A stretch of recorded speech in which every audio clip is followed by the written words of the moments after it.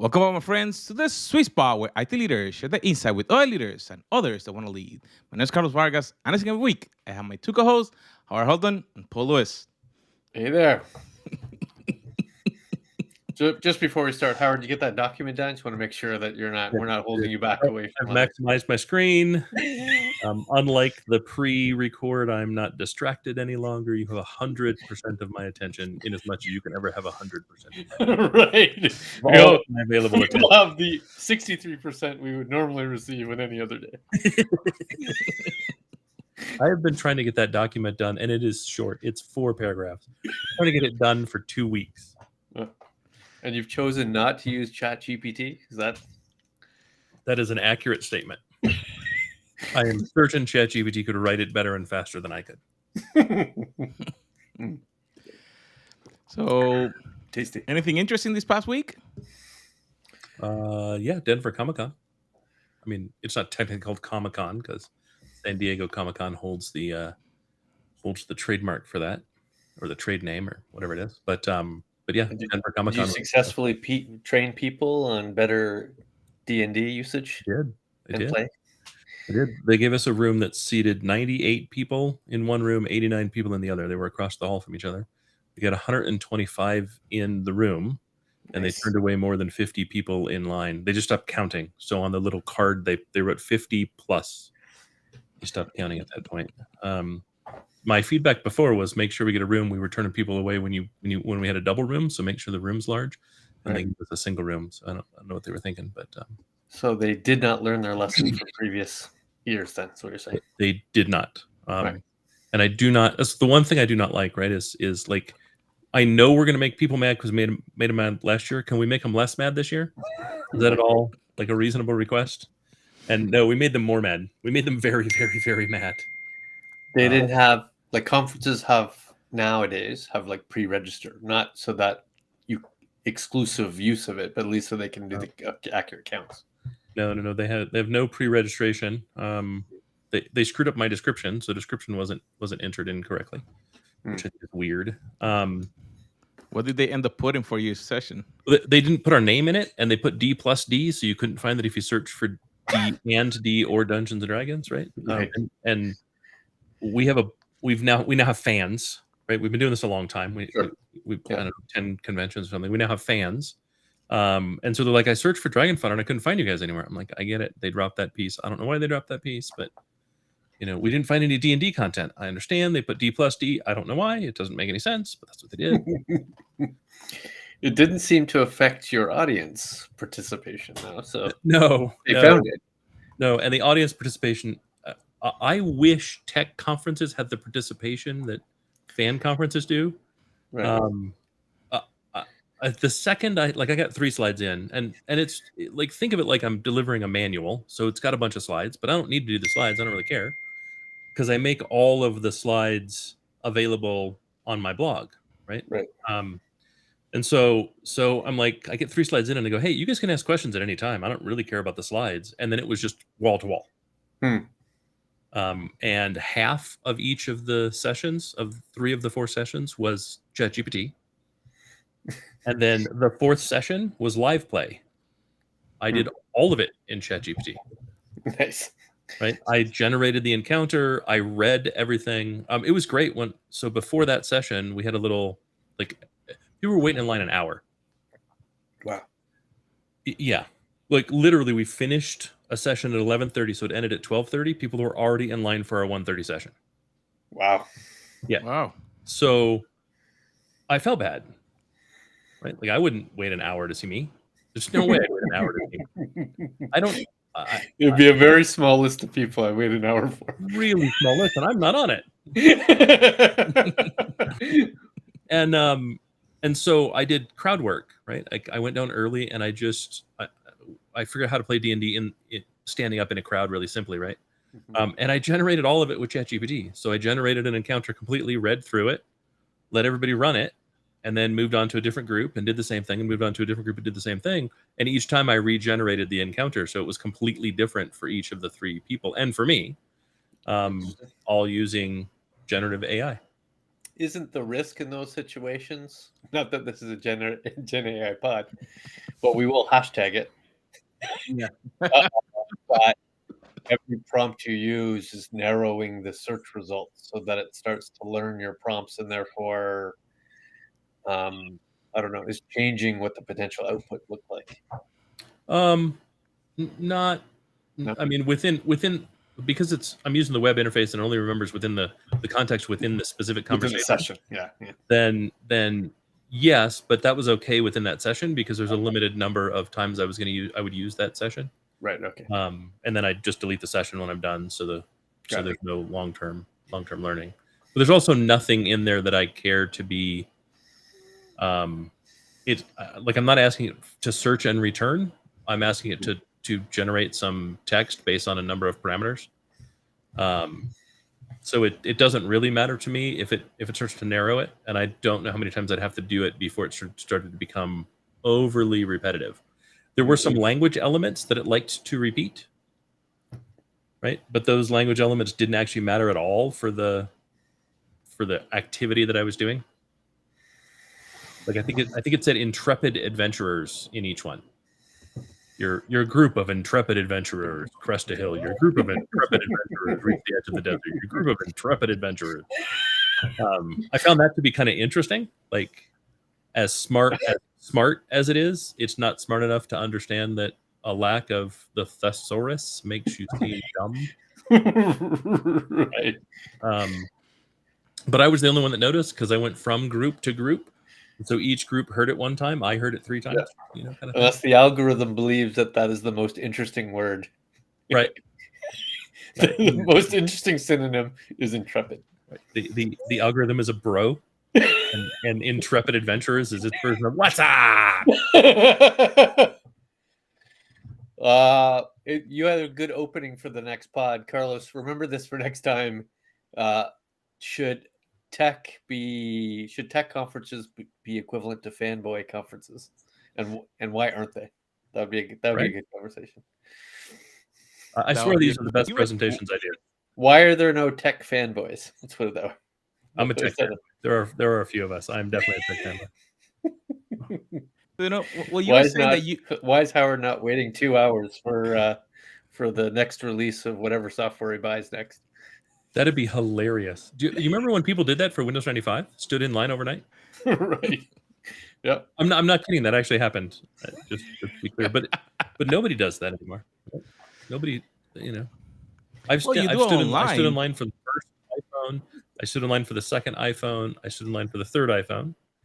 I stood in line for the Nintendo Wii, the Nintendo DS, the PlayStation 3, the PSP, I think. Video game. When you say you stand in line, was that like the night before? Yeah. And you tented, or you just stayed awake the entire time? No, I just stayed awake. Yeah. So it's actually really weird. The Nintendo Wii was Christmas, like, I don't know, 2011 or something. But it was a Christmas, and this was the last, like, this was the birth of kind of the stock tracker kind of stuff that we had. And no, I didn't stand in line for the PS3. They had PS3s, but nobody wanted them. And the Wii was the big hot ticket item for everybody to get. And so my buddy calls. He's like, "Hey, Target has some Wiis. Let's go. Let's go. We're gonna camp." So the idea wasn't mine. I wouldn't do this by myself. But we all go get in line, and I'm the only person without the Nintendo DS. I brought my PlayStation Vita. So everybody, we get our chairs set up, and we're like, there's a tent. There's 2 chairs, and I think 2 chairs and us right there. Like, we thought we were like 7 and 8 or 6 and 7, something along those lines, right? We were in the first, I guess there was a tent, 2 chairs, and then our 2 chairs. Everybody else that showed up before us and everybody that showed up after us all had Nintendo DSs. So everybody else got to play Mario something together. I think it was Mario Kart. While I was sitting over there on the PSP going, well, this fucking sucks. The graphics are better, the games are arguably better, but I can't play with this group of people that are doing this. And then it started to snow in Orange County. First time I'd ever seen that. It was freezing. And so I got up, I pulled my car over to the curb because we were all lined up on the sidewalk, and then my 3 seats started having people cycle in and out to get warm from the from the cold. It was hilarious, but it was this really cool kind of like bonding experience that we all had. By the time it was all over, I think there were 150 people in line for what ended up being 11 Nintendo Wii's. There were some very upset people. I'm okay in general waiting a little bit before I acquire the technology. Yeah, it was fun. But now that we're rounding out the 10th minute into our 11th minute, I did get some feedback this morning on our previous podcast on the 5 ideas, concepts of Gen AI.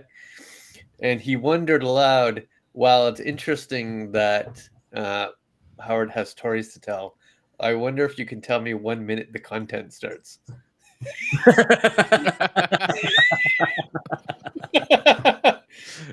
And so for that one listener, Don, it's probably start around the 11:30 mark if you're. So that's an actual interesting thing, because with technology we could probably figure that thing out. So I will add something.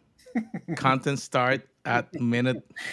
But I think that I was thinking when you were talking, Howard, that you interact with people in the line, and Paul interact with people As little as as a you can. feedback.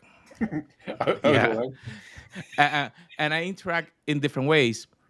We all receive some kind of feedback or try to connect with us in different ways.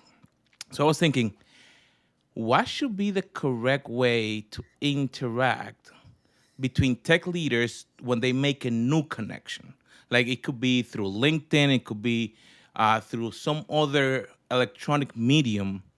And it was interesting because you had an interesting chat this past week with someone that had like a 15-page or 15-step on how to connect. What should be the correct way? And like, will you interact with someone that like a cold email or a cold connection? So it's a great question because this comes up all the time, right? Yeah, I just had an interaction that blew up with someone who posted, "Hey, here's my 15 contact list, 15 steps of contacts for a prospect." Wow. 15. Right? So my reply was something along the lines of, "How do I unsubscribe after one?" Right? Like, dude, fuck you and your 15. There's just no way. All you're going to do is have me add you to my ban list. Right. Right? And okay, 15 in 9 months? Okay, fine, I don't really care. I seem to think his list was 15 in a week or 15 in 9 days. Right? Like, no. I'm just going to ban you, and I'm literally going to put you on my ban list of companies I will no longer accept solicitation from, because that's horrible. That's horribly disrespectful. I don't want to be bombarded by your crap. Right? I tolerate what I'm stuck with as it is when you don't unsubscribe me. Mm-hmm. Right? I never answer phone calls that I don't know the number, ever. Right? And yes, I do miss important calls from time to time, but you know what? That's why God invented voicemail. I don't even answer calls with people I know. I've noticed. I'm pure black and white on this one. I Right. just don't answer calls. Yeah, so this comes up often enough, right? And so the when someone like engages and they're like, "Hey, like I looked at your background and you've got a lot of background in positions that we would like to get a hold of. What is the stuff you do answer?" And I go, "Well, none of that. Like literally none of it. I don't answer any of it. The most you'll get from me is a no thanks. The exception is when you do two things. One, you're interesting, and two, it sounds like you want to have a conversation." Right? How does someone do that? I don't know. I don't know that there's a way to put it in a bottle. You know what I mean? Can you make it personal? Can you make it interesting? I'm down for interesting. I'll secondarily I'll take personal. Right? Like you actually saw something that makes this feel not like a form. Oh, do you know what the number one way to get banned is? Keep referring to me by a name that's not mine. Or blank. Yes, or where it still has the Name. bracket first name. Right. Yeah. Insert important person here. So like you're saying that something interesting. So Well, if a person start engaging with your content, you say that they may like something, comment, will that be someone that you probably will accept a connection Yeah. or Somebody reaches out and says, "Hey, Howard, watched your podcast this morning. I thought it was really interesting how you said blah, blah, blah." Oh, sweet. Thanks. That's really nice of you to say. Yeah, 100%. Anybody who engages with any of my social, I will absolutely respond to them. At the very least, I will like the comment. And if that person reaches out to me, in email form or some other, I will likely answer them. Just because I've now, at the very least, recognized their name. And the faster they do it, the more likelihood I'll respond to them. There are two ways to always get me to respond. So, number one, if I perceive this person to be a peer, right? So, if they're a CIO or CTO or CISO or Absolutely. somebody of that level, right? It doesn't have to be a CX, but somebody that I would consider an executive in technology. I will likely respond to them because they're probably looking for strategic advice or just building out their network. They might be local or they might be global. That's easy. The second one is if it's it's a warm handoff. So somebody I know is warm handing off somebody to me, right? Howard sends a note saying, "I've known Chris for 18 years. I'd love you guys to have a chat." Awesome. I guarantee I can have that conversation. I guarantee we will talk within the next 48 hours. Yep. These are easy maths, right? Both of those things are true for me as well. Yeah. 100%. And I agree with Howard that the vast majority of things I get, I just simply don't respond to, right? I just delete. Yep. And it would be a very, very rare circumstance if I'm not in the mood to acquire the product or service they're offering that I'd actually attempt to respond to them in any way. Yep. Very rare. No, that's the difference between Paul and I. Yeah. Paul won't respond to them. I will respond to them if I'm not in the market and they piss me off. I see. Because I want to tell you that you've now been permabanned. Right? The ones that really bother me, like there's two kind of standard responses that really bother me. One is, "Oh, this thing that everybody knows is critical must not be important to you." Like, "Oh, your organization's security must not be important to you." No. You're just not important to me. And you're so little important to me and so not unique that I've now added you to my ban list. Right. I'll never buy from you, and I'll make sure no one that works for me ever buys from you. Why? So you have another. It's an insulting response. Yeah. Right. Like you are specifically attacking me in a way that looks to my integrity. Fuck you. You don't know me. Right? And you have constantly said things that are not unique so much that you're just part of the noise. So why would I ever communicate with you? And then you resort to being snide. Oh, now I'm just upset. Right. The other one is there someone else in the organization I should talk to? No, you shouldn't talk to any of us.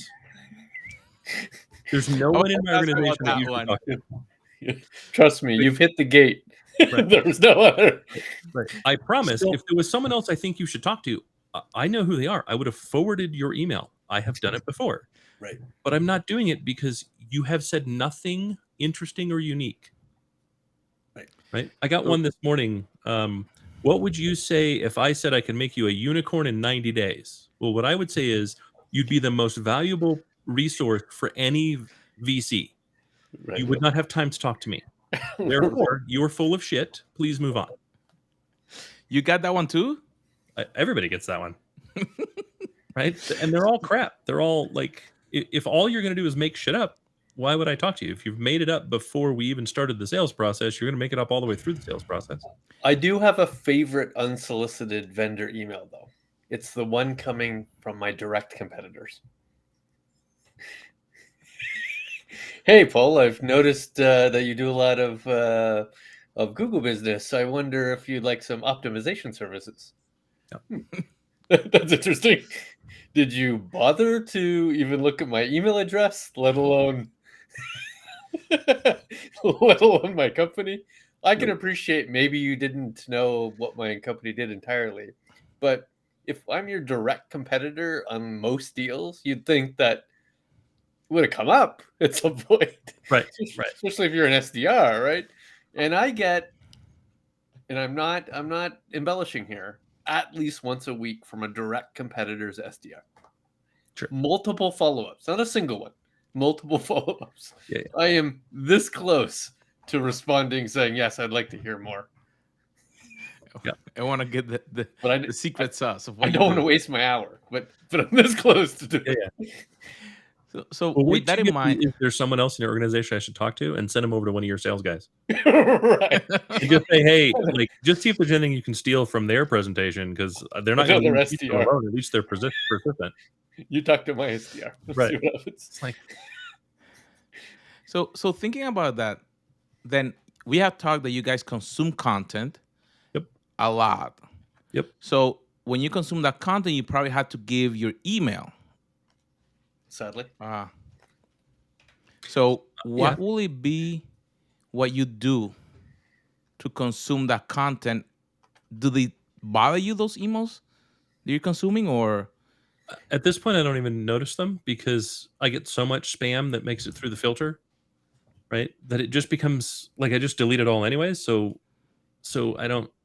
It doesn't actually bother me. Like, I used to get really bothered, but yeah, it doesn't bother me. How much spam versus, and I call it informational spam versus solicitation spam? Is it 50-50? Is it way more information spam? Almost all the spam I get to my work mail address is someone selling me something. Okay. Almost all of it, right? It's like 95 to 5%. Interesting. Right. I think there's maybe 5% of the spam that is generic newsletter type content. Right. How about you? So let's say LinkedIn as a channel, 100% solicitation. Email channel is 80% content. Like, but it's unsubscribable content if I actually went through the effort of unsubscribing. In the olden days, and by that I mean probably not more than 12 months ago, I was a pull news content subscriber. Now I'm sorry, it was a push to me. Now I'm pull to me. So now I prefer not to get the email subscription. I prefer to pull the information sources that are more relevant. I only pull. I don't do the push. I used to read a lot of newsletters, right? That came to me, daily, weekly newsletters, which at least I didn't have to search. It just came to me, but then I just got overwhelmed. It was just too much. That's why I pull only, because it's too overwhelming, and there's no, like, in the days of RSS when that really worked. That's exactly. Right? And that's what I liked. I liked being able to go to one place and seeing all my news sources and being able to read the articles, and I could deal with some ads, but they were never overwhelming. Now I'm overwhelmed by ads. Yeah. Right. Yep. And everything you buy from every vendor you've ever bought is just now more content coming at you. Yep. Yeah, and I have to say, targeted ads, like, the least you could do is learn when I've already bought the thing. Mm-hmm.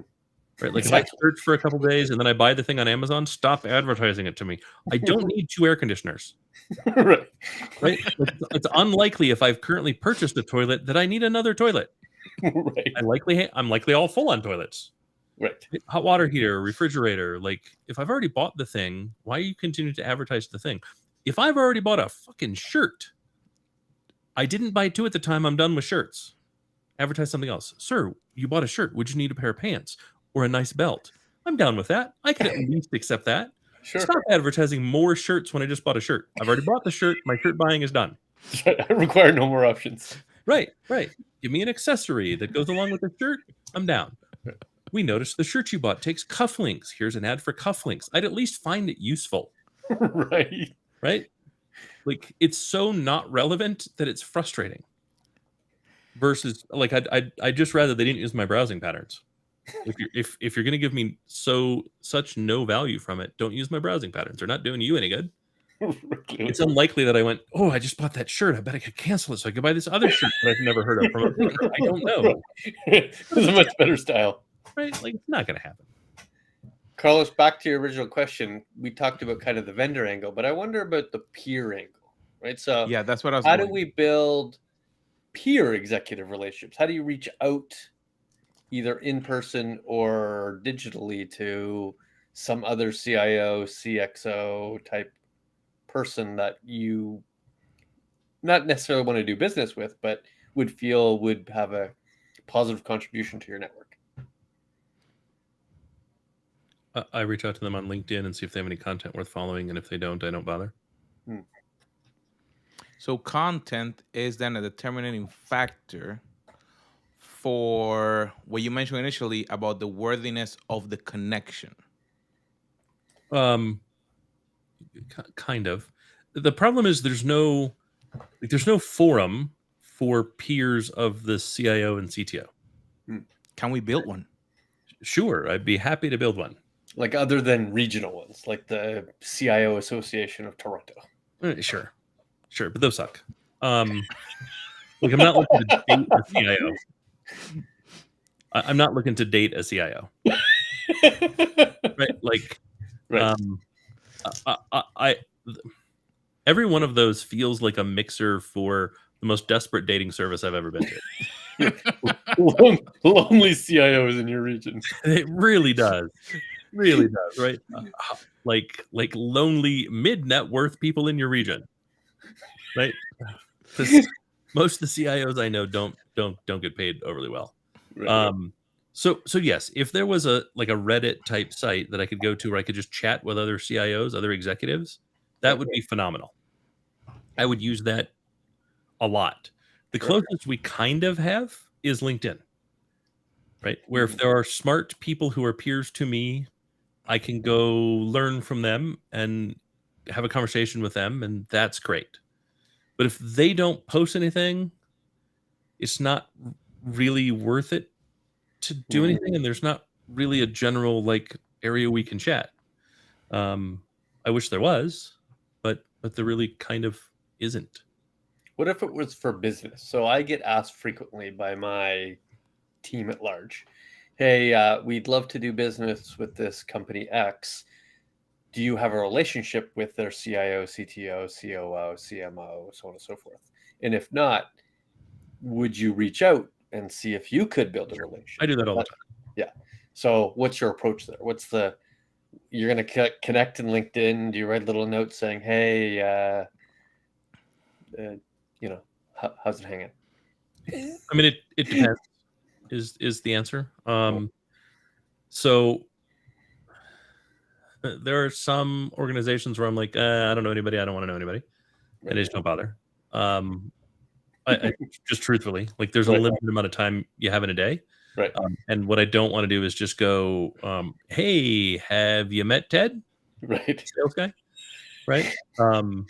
I'd rather, have a conversation with someone first, but that means I have to have a reason to have a conversation. And so I'll try to do a little bit of homework and see, are they doing anything interesting that I would be interested in?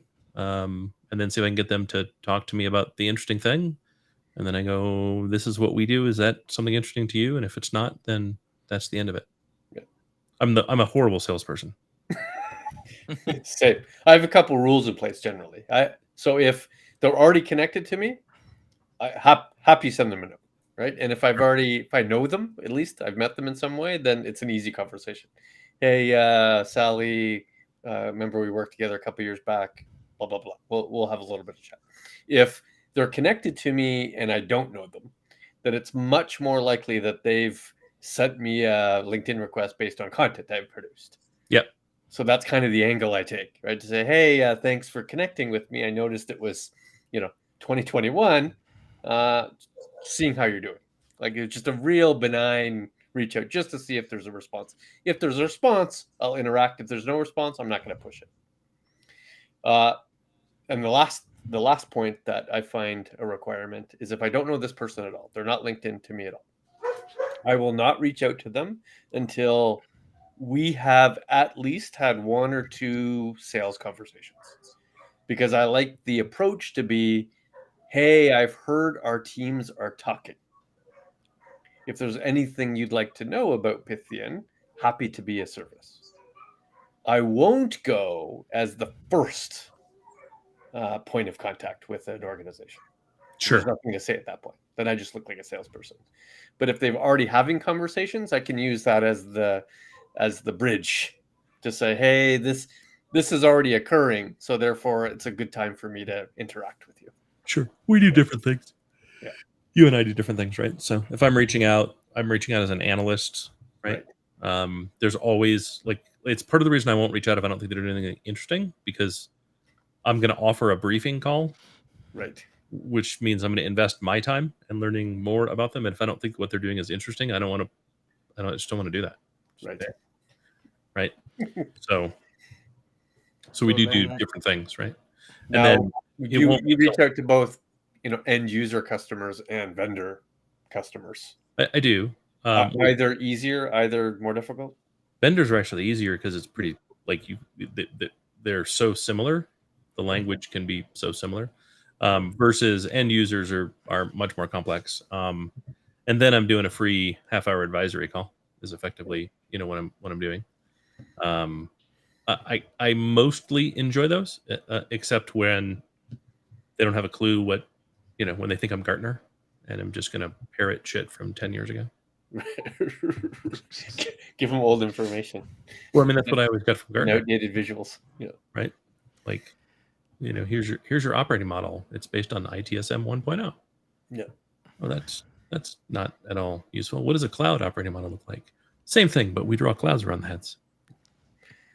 This is a side note, but interesting enough for me to mention. Recently, and I would say the last quarter, I've been getting some declines of attending both virtual and physical analyst content because I'm the chief technologist of a services organization. Yeah. That they've perceived me and my team to be not valuable enough to receive the content because my company sells stuff. Interesting. Which is incredibly insulting. So insulting that I almost always now respond with a pretty lengthy, "What are you talking about?" email. So I thought that was just me. So you're getting the declines too. Yeah. As the CTO, submitting as the CTO for the organization. Sorry, sir, your invitation has been declined. I'm like, declined? I buy this much IT. I control this much budget. I'm on the website doing this. Yes, we also sell services, but that's beside the point. Is this new? Is this because it hasn't happened before, except for the last 3 to 4 months. Well, what's funny is their competitor sales team is showing up to the webinar, to the event.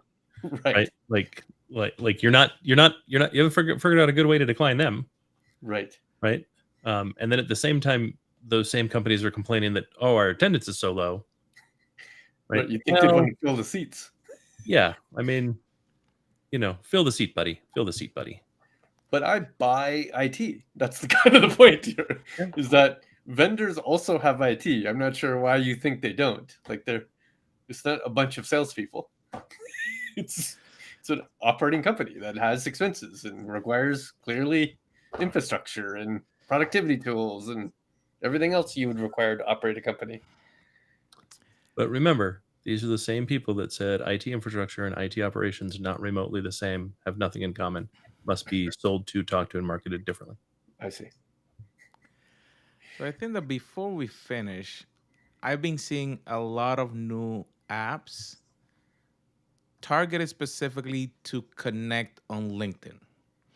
And supposedly they get you the contact, but also email and phone number. What do you think about those and when people use it for their networking? Because they're trying to market to sales to get reach. Sure. So can you call this? Good. Yeah. I think in this day and age, if you actually control any budget whatsoever and you are answering unsolicited sales calls, you are a lunatic. Stop doing it. There is no benefit that will come from it. Right. I promise someone in your network will have an answer to the thing you're looking for. Try asking them. Yeah. And when you are actually in the market to buy something, all of these people will answer your call. No matter how much you ignore them, they will answer your first call.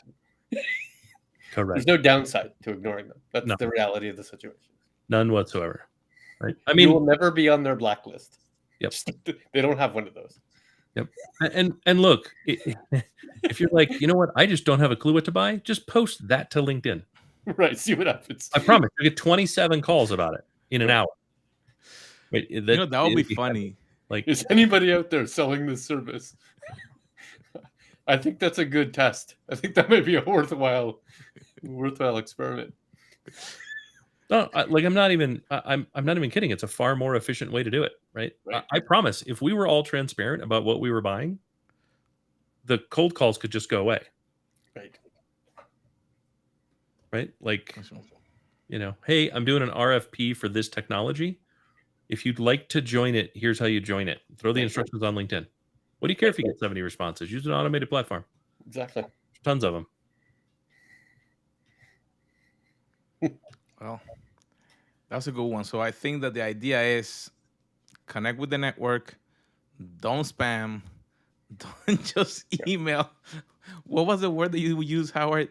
Don't belittle you? What's what you said that they? Oh yes. Oh my God. Yeah. Don't be insulting. Right. Take your FUD and throw it in the trash. Right. The one thing that could be way more improved, I think we mentioned this maybe even a year back, is the in-conference networking experience. Oh God, yes. It would be way better. Like, sure, some of the apps have like some sort of social, right? You can opt in. Hey, you want to contact me? Vast majority of people don't use that for the most part. But if there was a simple integration between the attendees and LinkedIn, my LinkedIn profile, and show me who's already my first connections, that would be awesome. I would pay big dollars for a function that did that. Yep. I'd love to see who I'm already connected with that's going to be at the conference. Yeah, 100%. With that. The other one that I'd like is if you let me pre-register for all the content, connect me with other people that pre-registered for the same content, and like assign us a seat at the same table at lunch. Yeah. You know what I mean? Like put us together. Give us assigned seating.